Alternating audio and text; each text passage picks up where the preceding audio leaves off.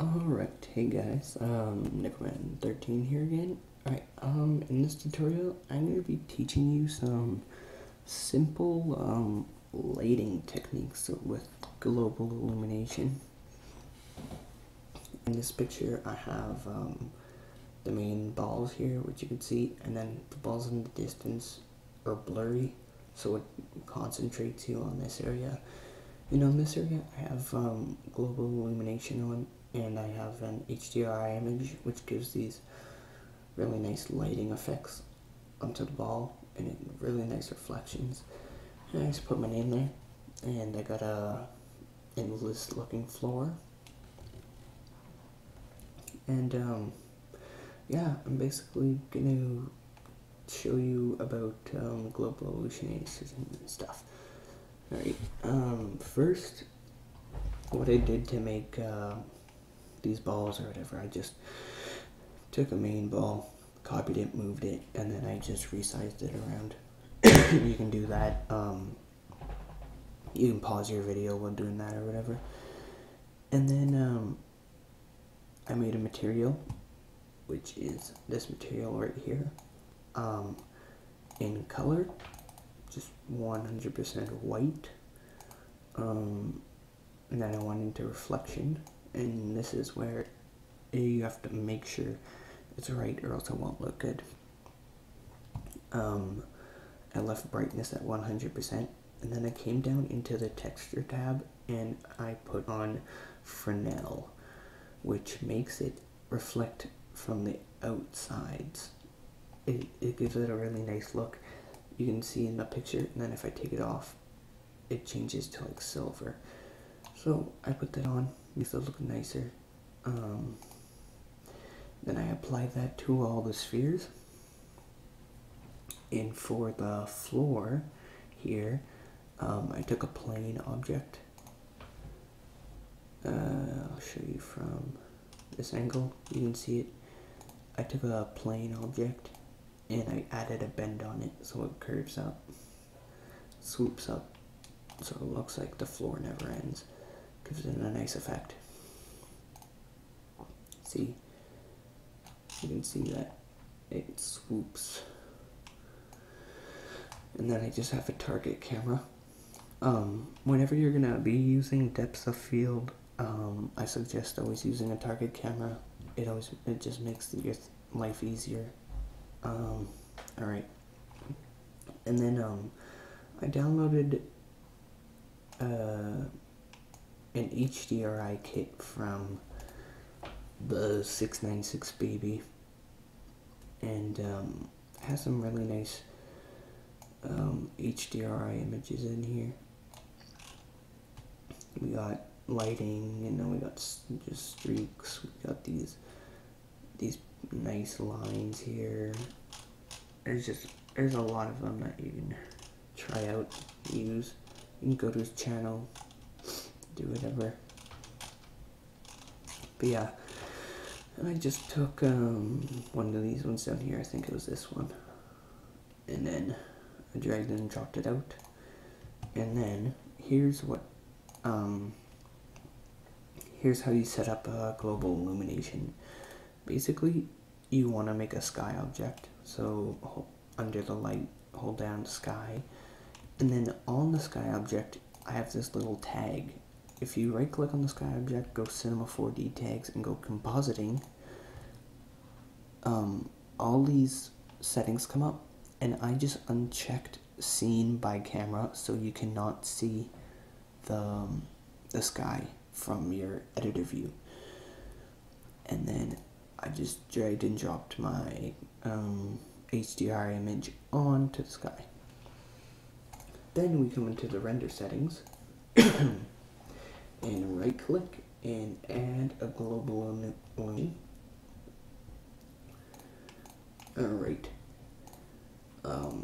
Yours in general under GI mode, yours is going to be at IR still image. I changed mine to IR plus QMC still image. It takes a little longer to render, but there's not much of a difference, but I still see a difference. The diffusion depth and the gamma I keep them at 1 or else it takes a lot longer to render. And I'm going to teach you a render setting that I learned from some tutorials that works really good. It gives the same effect, but it cuts down the time for rendering at least 2 minutes.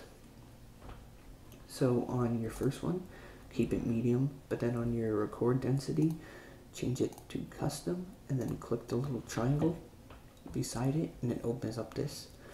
On the minimum rate, change it to -2, and on the maximum rate, change it to -4. And I find those work really, really well. Alright, also in the scene that I have a light just above and in front of my object. I have it on 43 density, so it doesn't really light anything up, and I just use it for the shadows. That's basically all I wanted it to do. And it's gonna change that a tiny bit. Alright. And then I'm gonna hit render.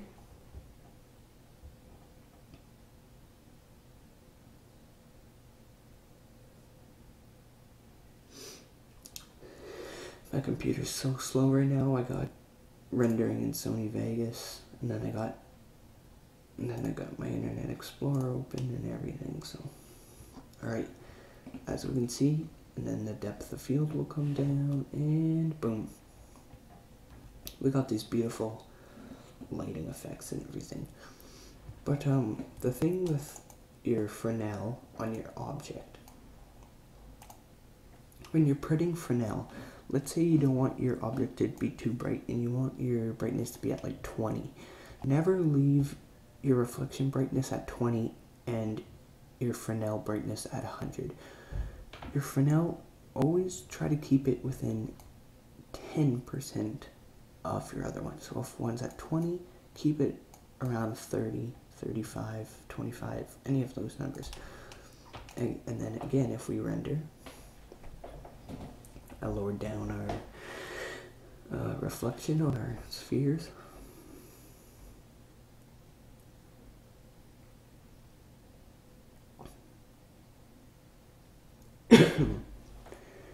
As you can see, you see more of the GI image.